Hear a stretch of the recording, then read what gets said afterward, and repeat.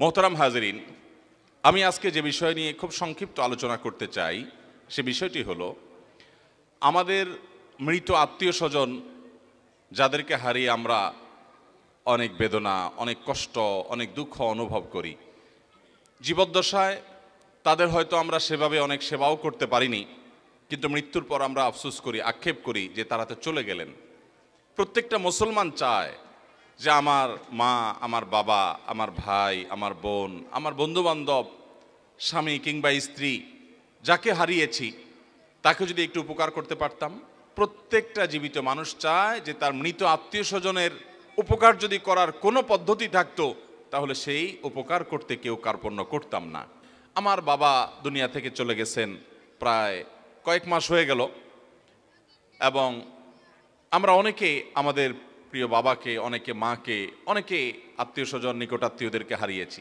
আমরা প্রত্যেকটা মানুষ চাই যে জীবদ্দশায় বাবার জন্য তেমন কিছু করতে পারি নাই, আফসোস হয় মৃত্যুর পর। জীবদ্দশায় বেশিরভাগ মানুষ আমরা বাবা মার কদর করতে পারি না, কিন্তু কদর ঠিকই হয়। সেটা কখন হয়? মৃত্যু বরণ করার পর। কত বড় বটগাছ মাথা থেকে সরে যায় সেটা বাবাকে হারানোর পর বোঝা যায়। কত বড় ছায়া মাথার উপর থেকে সরে যায়, কত বড় আপন মানুষকে আমরা হারিয়েছি সেটা আমরা অনুভব করতে পারি, টের পাই কখন? যখন আমাদের মমতাময়ী মা দুনিয়া থেকে চলে যায়।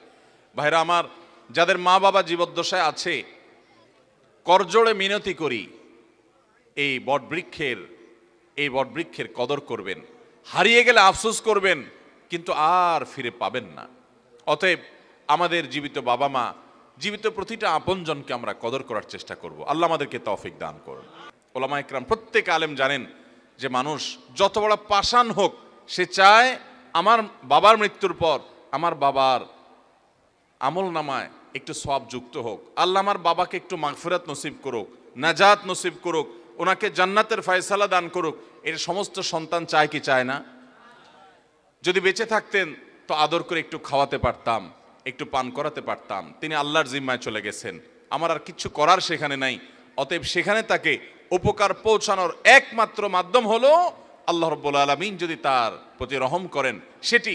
আর তার উপায় জানার একমাত্র উপায় হলো কোরআন এবং সুন্নাহ। মৃত ব্যক্তিদের জন্য আমরা জীবিত হিসাবে যে উপকার করতে পারি সেটা মৌলিকভাবে সবচেয়ে বড় বিষয় হলো মৃত ব্যক্তির জন্য দোয়া করা। দোয়া করা এটা এত বড় উপকারী একটা কাজ যে নবী করিম সাল্লাল্লাহু আলাইহি সাল্লাম বলেছেন, মানুষের মৃত্যুর পর বারজাখী জীবন মানে হলো মৃত্যুর পর কবরস্থ হলে কবরে, বা মানুষের ধ্বংসাবশেষ যেখানে যে অবস্থায় থাকে সেই জীবনটাকে বলা হয় হলো বারজাখী জীবন। বারজাখী জীবনে আল্লাহ রাব্বুল আলামিন মানুষকে জান্নাতি হলো জান্নাতের নেয়ামত আর জাহান্নামী হলো জাহান্নামের শাস্তি তাকে ভোগ করান, এবং সেটা অলৌকিকভাবে হয়, অদৃশ্যের বিষয়, আমরা সেটা অনুভব করতে পারি না। একজন মানুষ আগুনে পড়ে ছাই হয়ে গেছে, তার ধ্বংসাবশেষ ছাইয়ের সাথে মিশে গেছে, ওই অবস্থায় আল্লাহ রাব্বুল আলামিন তাকে জান্নাতি হলে জান্নাতের নেয়ামত ভোগ করাবেন। আমরা যেটা টের পাবো না, মাটির সাথে মিশে গেছে, ওই অবস্থায় আল্লাহ তাআলা জান্নাতি হলে জান্নাতের নেয়ামত ভোগ করাবেন, জাহান্নামী হলে জাহান্নামের নেয়ামত তাকে ভোগ করতে বাধ্য করবেন, কারণ সে বারজাখী জীবনে আছে। আল্লাহ বলেছেন, ওয়ামিন ওয়ারাইহিম বারযাখুন ইলা ইয়াউমি ইউবআসুন। মানুষের মৃত্যুর পর কিয়ামতের আগ পর্যন্ত যে জীবন থাকে, এই জীবন বা এই পিরিয়ডটাকে বলা হয় বারজাখী জীবন। এই বারজাখী জীবনে একজন মানুষ যদি জান্নাতি হন, অর্থাৎ জান্নাতের সাথে তার কানেক্টেড করে দেওয়া হয় তার কবরকে, তখন সেই ব্যক্তিকে জান্নাতি হিসাবে যেই ক্লাসের জান্নাতি, যেই শ্রেণীর জান্নাতি, হঠাৎ করে তার জান্নাতি হিসাবে তার শ্রেণীটাকে উন্নীত করে দেওয়া হয়, প্রমোশন করে দেওয়া হয়। তিনি অনুভব করতে পারেন যে আমি এখন আর আগের জান্নাতে নাই, বরং তার চাইতে আপার ক্লাসের জান্নাতে আছি। তখন সেই ব্যক্তি জিজ্ঞাসা করেন, হাদিসটি ইবনে মাজাহ বর্ণিত হয়েছে, সে ব্যক্তি জিজ্ঞাসা করেন ফেরেশতাদেরকে, কোত্থেকে এটা হলো?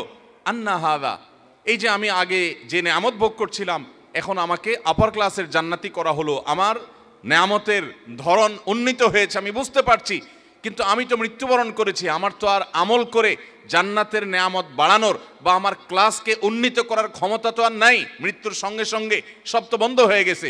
ইযা মাতাল ইনসান ইনকাতা আনহু আমালু, হাদিসে আসছে, মানুষ যখন মৃত্যুবরণ করে তার আমলের দুয়ার বন্ধ হয়ে যায়। তাহলে আমার তো আমলের দুয়ার বন্ধ হয়ে গেছে, আমি তো অলরেডি মৃত। তাহলে কিভাবে আমার কবরে, আমার বারজাখী জীবনে আমার জান্নাতটার ক্লাস উন্নীত করে প্রমোশন করে দেওয়া হলো, কোত্থেকে এটা হলো? সেই কবরবাসী অবাক হয়ে ফেরেশতাদেরকে জিজ্ঞাসা করেন। তখন ফায়ুকাল, তাকে বলা হয় তোমার আমল করার আর সুযোগ ছিল না এবং তোমার ক্লাস উন্নীত করারও সুযোগ ছিল না, কিন্তু একটা দরজা খোলা ছিল। কয়টা দরজা খোলা ছিল ভাই? একটা দরজা খোলা ছিল। সেটা কি? বিস্তিগফার ওয়ালাদিকা লাক, তোমার সন্তান তোমার জন্য আল্লাহর কাছে ইস্তেগফার করেছে, চোখের পানি ফেলে কায়মন বাক্যে হৃদয় নিংড়ানো দোয়া দিয়ে রব্বে কারীমের কাছে দোয়া করেছে, ও মাবুদ, ও মালিক, আমার আব্বাজান দুনিয়া থেকে চলে গেছেন, আমার মা চলে গেছেন, আমার ভাই চলে গেছেন, স্বামী স্ত্রী চলে গেছেন, আমার অমুক আত্মীয় স্বজন চলে গেছেন, আল্লাহ আমি তার পক্ষ থেকে আপনার কাছে ক্ষমা প্রার্থনা করছি। তিনি আর নিজের জন্য দোয়া করার ক্ষমতাও রাখেন না, তিনি আর তার আমল নামাতে একটি সুবহানাল্লাহর সওয়াবও অ্যাড করার ক্ষমতা রাখেন না। তিনি 2 রাকাত নামাজ পড়ে সেই সওয়াবটা তার আমল নামায় যুক্ত করবেন সেই ক্ষমতা আর রাখেন না। ও মালিক, তার সমস্ত আমলের দুয়ার বন্ধ হয়ে গেছে, আমি তার পক্ষ থেকে আপনার কাছে দোয়া করি, আপনি তাকে মাফ করে দেন, আপনি তার প্রতি রহম করেন, আপনি তাকে ভুল ত্রুটি মাফ করে জান্নাতি হিসাবে মর্যাদা দান করেন।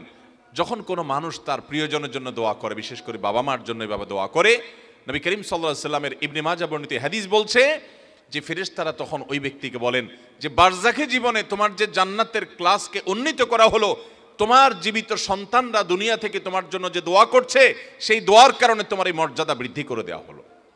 কত কত অমানুষ সন্তান আছে যে বাবা অনেক আগে মারা গেছেন, মা অনেক আগে মারা গেছেন, ভুলে গেছে। কবরগুলো যত পুরাতন হতে থাকে, মানুষ প্রিয়জনকে তত ভুলতে থাকে। কবরগুলো যত পুরাতন হতে থাকে, মানুষের স্মৃতি থেকে আপনজনরা তত দ্রুততার সাথে হারিয়ে যেতে থাকে। অথচ তারা প্রতিটা মানুষ প্রতিটা মুহূর্তে দোয়ার মুখাপেক্ষী। মোহতারাম হাজরিন, অতএব আমাদের বাবা, আমাদের মা, আমাদের আপনজন দুনিয়া থেকে যদি চলে যায়, তাদের জন্য আমাদের সবচাইতে বড় করণীয়, মূল করণীয়, প্রধান করণীয় হলো যে আমরা তাদের জন্য আল্লাহর কাছে দোয়া করব। কি করব? ইনশাআল্লাহ দোয়া করব। আমাদের মুর্দাদের জন্য আমাদের দোয়া করতে হবে, চোখের পানি ফেলতে হবে। ভাইরা আমার, বাবারা আমার, আমাদের দাদা দাদি, নানা নানি, তাদের বাপ দাদা, আমাদের নিজেদের আপন, আমাদের কাছের আত্মীয় স্বজন এবং আমাদের বাবা মা, আত্মীয় স্বজন সহ বন্ধু বান্ধব, পাড়া প্রতিবেশী, আরো যারা দুনিয়া থেকে চলে গেছেন, তাদেরকে আমরা যদি উপকার পৌঁছাতে চাই, আল্লাহর শপথ করে বলছি, সবচেয়ে বড় উপায়, সবচেয়ে বড় মাধ্যম হলো আপনি নিজে আল্লাহর কাছে একটু হাত তুলে চোখের পানি ফেলেন, নামাজ পড়ে 2 রাকাত, অথবা যখন আসেন, এমনকি বিনা ওযুতেও সম্ভব, আপনি ভোর রাতে নামাজের আগে পরে অবসর সময়ে, শুক্রবারে, বিশেষ করে আসরের পরে শুক্রবারে বা যে কোনো সময় আপনি 2 হাত তুলে, অথবা হাত তোলার সুযোগ নাই, আপনি হাঁটছেন। আমি কিন্তু আমল করি ভাই, আমার বাবা দুনিয়া থেকে চলে গেছেন, গভীর রাতে মাহফিল শেষ করে বাসায় যাই, হঠাৎ বাবার কথা মনে পড়ে, আর সাথে সাথে আল্লাহর সাথে কথা বলা শুরু করে দেয়। আল্লাহ, আমার আব্বাজান আজকে বেঁচে থাকলে কত আমল করার চেষ্টা করতেন, কোনোদিন দেখি নাই আমার আব্বাজান রহমতুল্লাহ আলাইকে, জীবনে একটা দিনও দেখি নাই যে কোরআন তেলাওয়াত ছাড়া তার দিনটা কেটেছে, কোনোদিন দেখি নাই। কোরআন তেলাওয়াত কোনোদিন করতে পারেন নাই সারাদিন ব্যস্ততার কারণে, রাতে এসেছেন বাসায়, অস্থির হয়ে গেছেন, আমার কোরআন তেলাওয়াতটা করতে হবে। আমল কখনো ছাড়েন নাই। আল্লাহ, আজকে আর তিনি এগুলো কিছুই করতে পারছেন না, তার আমলের দুয়ার বন্ধ হয়ে গেছে চিরতরে। মালিক, সন্তান হিসেবে বাবার জন্য দোয়া করছি, আপনি তাকে মাফ করে দেন। আল্লাহ আমাদের সবাইকে তৌফিক দান করুন। আল্লাহ তাআলা মা বাবার জন্য আলাদা ফরম্যাটে দোয়া শিখাইছেন, আমরা সবাই জানি সেটা। আহা আহা, এ দোয়াটার অর্থটা কি ভাই একটু খেয়াল করেন। কত মায়ার কথা। রব্বির হামহুমা, হে আমার রব, আমার মা আমার বাবা যে চলে গেছেন, তাদের প্রতি আপনি একটু রহম করিয়েন আল্লাহ, আপনি একটু দয়া করিয়েন আল্লাহ। কিরকম দয়া? আমি ছোট থাকতে তারা যেরকম দয়া করেছে।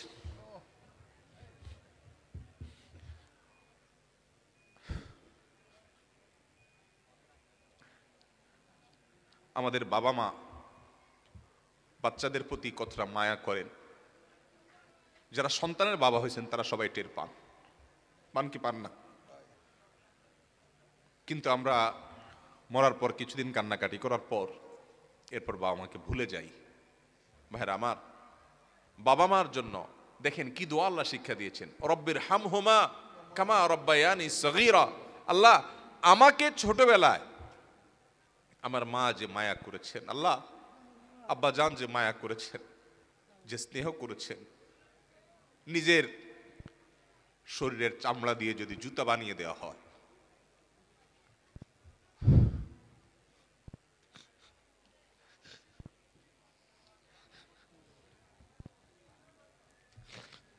তবুও বাপ মার ঋণ কখনো শোধ করা যাবে না।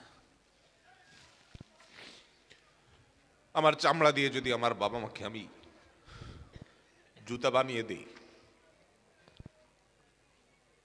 তবুও বাবা মার ঋণ শোধ করা যাবে না।